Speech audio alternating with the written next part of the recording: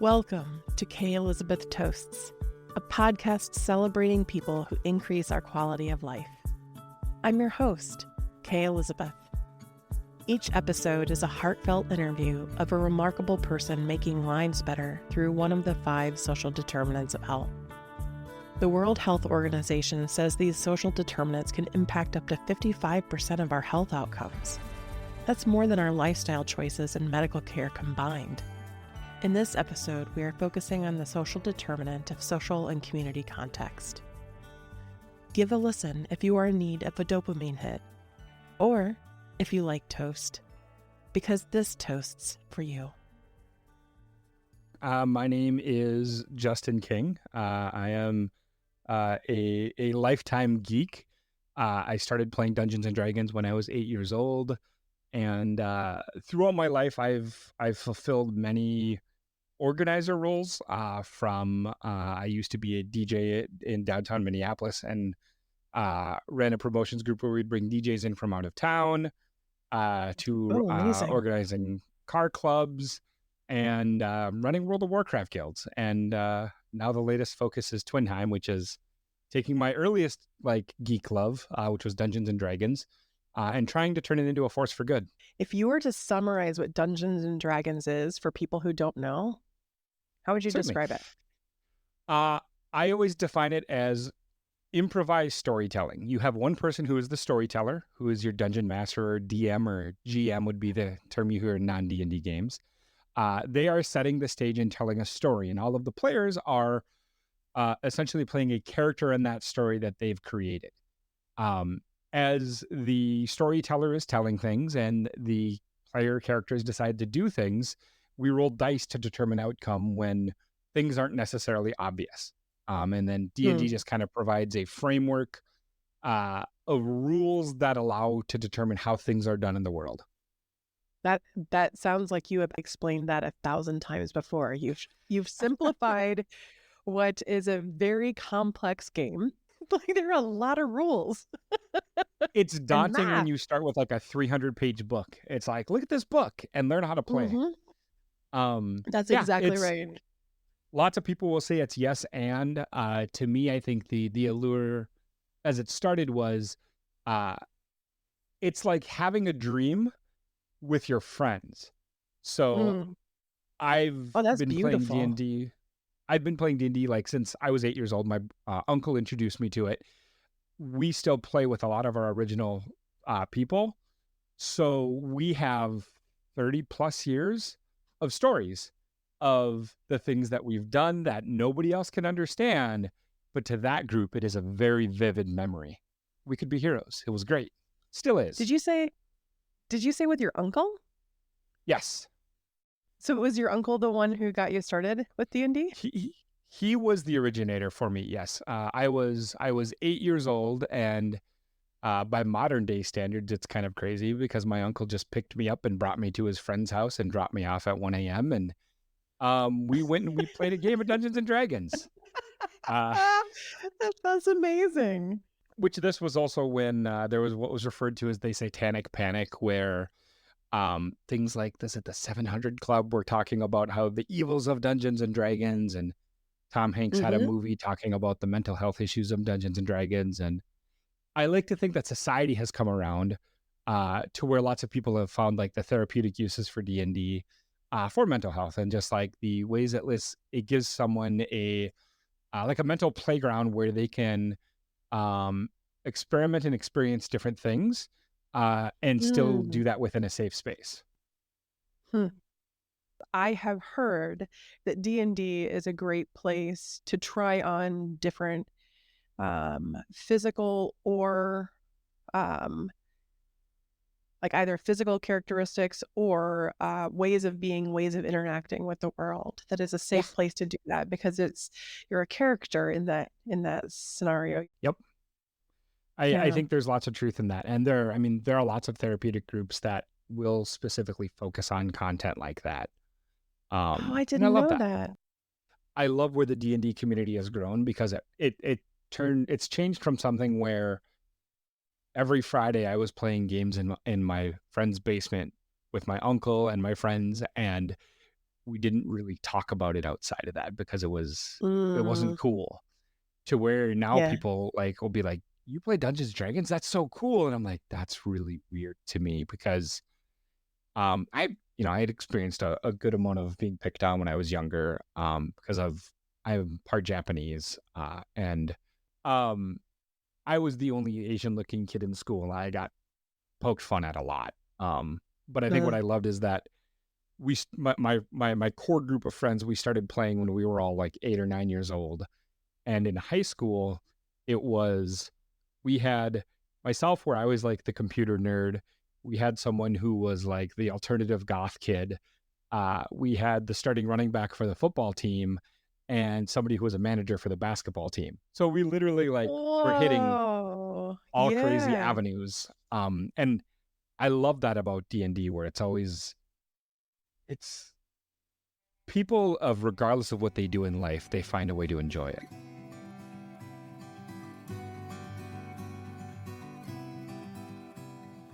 What is the origin of Twinheim?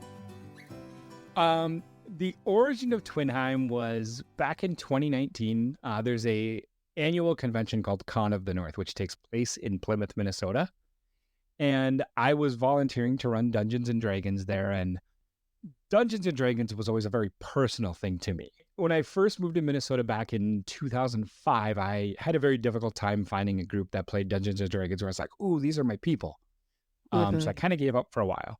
Um, I started kind of playing again and started another group and saw people looking for people that could volunteer to help. I was dumb enough to volunteer, I guess, or happy to volunteer rather. And through the process of talking with John Lampkin, who was the organizer for Con of the North, um, he was explaining how he does it every year and he loves to do it, but there really wasn't much of a group behind it. And they didn't have a budget set aside and anything. And the organizer and me said, I can help that. Um, so after volunteering for the weekend, I kind of pitched the idea to him that I wanted to start an organization. The name Twinheim, the origin of it, is we're from the Twin Cities, and Heim is essentially like, is it Norse for home? Oh, so you are the origin story for Twinheim. That's what I'm hearing. Yeah, my goal is to get Twinheim to a point where when I do step away, it persists. But in any of our events, you're going to see me being the one that's jumping up on tables and yelling at the rooms when our microphones aren't working and just kind of being the present person. I like it. The Yeah. goal of Twinheim, we use the tagline Gaming for Good. Our goal is to empower charities through tabletop role playing games while fostering a vibrant gaming community. We value transparency, integrity, and strive to make a positive impact through charitable donations. So, all of that is to say that the goal of what we do at Twinheim is creating a community of players who can play games and do so with the intention of how can we do good, and that's through raising money for Hmm. charity. So specifically, we work with Extra Life, who I'm not sure if you're familiar with Extra Life. I'm Uh, not. What is Extra Life? they are part of the Children's Miracle Network, which is an organization that partners with children's hospitals to raise money. We, at our last event, we raised $3,361 was what we were able Mm-hmm. to donate. It's fun because we have a communication with someone at Gillette Children's, and her name is Liz, and she essentially will come to our events. She will kind of talk about the story of Gillette, and we also have things to kind of show the impact of stories of like these are children who have gone through Gillette and things such as that. So it's all about trying to keep it centered around like why we're doing what we're doing, but still grow a community Mm-hmm. of people that have fun. If I were to show up at a Twinheim event and I didn't know how to play Dungeons and Dragons, which is not too much of a stretch of the imagination, what Okay. would I see? So you would walk into a room full of nerds and and largely people of all sorts of different walks of life, which is part of what I love about D&D. So we have various teachers who are part of our volunteer team. I can kind of put a word into their ear and be like, hey, this is their first time coming to a D&D event. And they'll be like, oh, all right, we're going to make sure they're going to have fun. Yeah. So it's not uncommon. We usually have 1 or 2 tables that are full of kids that are under 15, who some of them are playing for the first time. We have multiple tables which are all kind of doing the same adventure. So they're Mm-hmm. all taking part in the same story, where certain things that certain tables do will affect other tables. So Oh. it's a very collaborative experience. And so usually we will run 8 to 10 tables, and we'll do 2 separate stories back to back, or 2 epics is what they're called. We also allow people the option where they can buy reroll tickets. So during the games, they can essentially donate $1 and get to reroll a die. You'll hear the chant commonly where the whole table will yell for the children. And that usually means somebody's rerolled a die. So, Oh, that's amazing. How did that get started? Do you know? um, at some point, someone said it at a table, and it was like, as they tore up the ticket, they're like, for the children. And then other people hear it and they would just start yelling it back. There are those times when somebody has to roll a certain number on the D20 and everyone's eye is on that, and they roll it and they get like a natural 20, which usually higher is better. So on like a Mm-hmm. 20-sided die, someone will get that, and the whole table will erupt in cheering. Oh, Um, that's so that's cool. awesome. We have a set break time and a set finish time. And usually in between, we also do a drawing where items that are donated from partners, essentially people can donate a ticket and then they get to have a chance at winning an item, which that's one of our other main ways that we raise funds at our events too. So it's like Yeah. merchandise, reroll tickets, a cost at the door. But we also, I care very much about inclusivity. And making sure access to me is more important. If I've had people Mm. that have told me, I really love your events, but I can't afford $20 for the day, I say, don't worry about it. Just come on in. I care more about people showing up, feeling comfortable, and just having fun. Because it's important. It's very important. Yeah. Well, I mean, especially as you're talking about the mental health implications. I mean, I think about the importance of having community and being able to have a shared experience.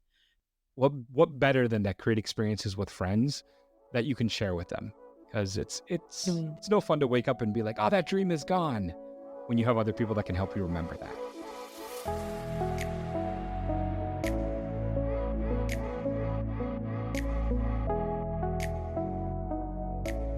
Hey, who taught you to give back like you do? Or do you just do that naturally? I don't know if anyone taught me to give back like I do. Um, I think it was me looking at organizing and just wanting to do good. Um, I am comfortable in my career, and I hit a point where it's like, yes, like I have the space in my life where I can give back now. And whereas when I was DJing, it was a passion, but also something I was getting paid to do.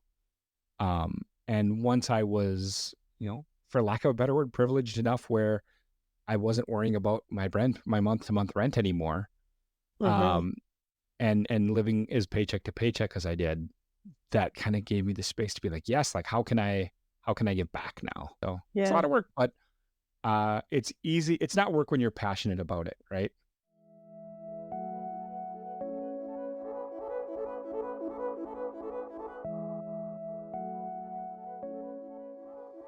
So I wanted to ask you if there was someone who is interested in starting something or being a part of something, whether that be D&D or not, to try and increase the quality of life of someone else.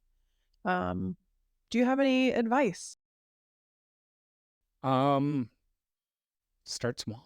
I think Uh, if I were to tell someone to start, you need to have the people who are you're working with that will believe in what your goal is. And then if you just continue to do good and do right by people, um, it grows. That's been my experience. if you were to recognize someone who's increased your quality of life, who would that be? Somebody who's increased my quality of life. I'm going to need a minute here. And my partner would hate me if I called her out. can I be really cliche and say that the Twinheim team and Yeah. the other volunteers, uh, I am the kind of person that will take on everything. And I can do that for a while, but otherwise I will burn out. And if it wasn't without all of the other volunteers that we have who are willing to step up, I would burn out. And I can only give so much until it feels like it starts to feel like work. And it takes a lot of time for us to put our events on. And without that supporting cast, there's no way I could continue kind of focusing on that. Yeah. So cheers to the Twinheim team. Absolutely.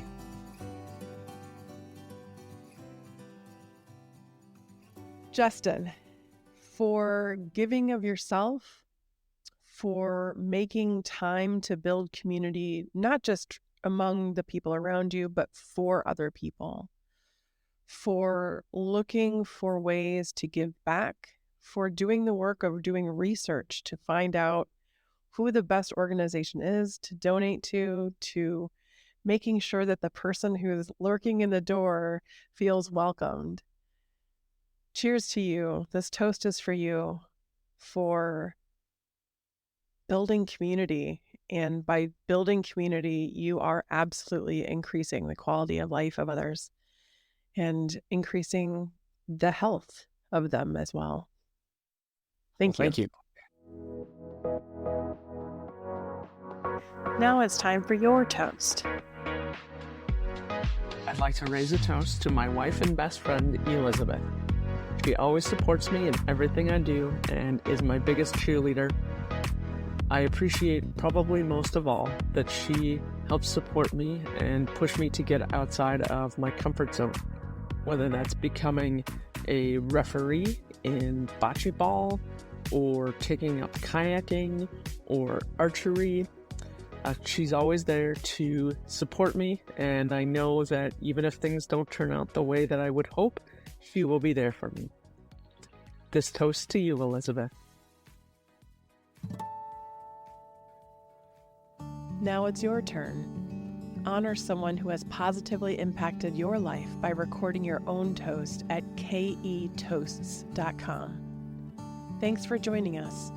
And if you enjoyed this episode, please tap the follow button, rate us using the star button, and share this podcast with someone to keep us going. Then go toast up some bread, because every positive action is worth toasting. Yeah. I'm an overshare if you haven't learned yet. So I'm a mental health counselor, so people overshare with me by nature. So that works out. Yeah. We were made for each other, Justin. My brain goes a lot of weird places. It is a lot of time. Spreadsheets. Spreadsheets data. If you are interested in learning how to play Dungeons and Dragons, and you're in the Twin Cities area specifically, you know, our website, twinheim.org, you'll find all of our events. If you're interested in Dungeons and Dragons specifically, there's a Facebook group called Dungeons and Dragons Minnesota. There's a large number of local organizations which are essentially doing all sorts of D&D events. Everything from summer break classes for kids, are like summer camps for Dungeons and Dragons for a week, to other events which raise money for other charities, to ones that are just about fostering community. There's a whole lot that goes on.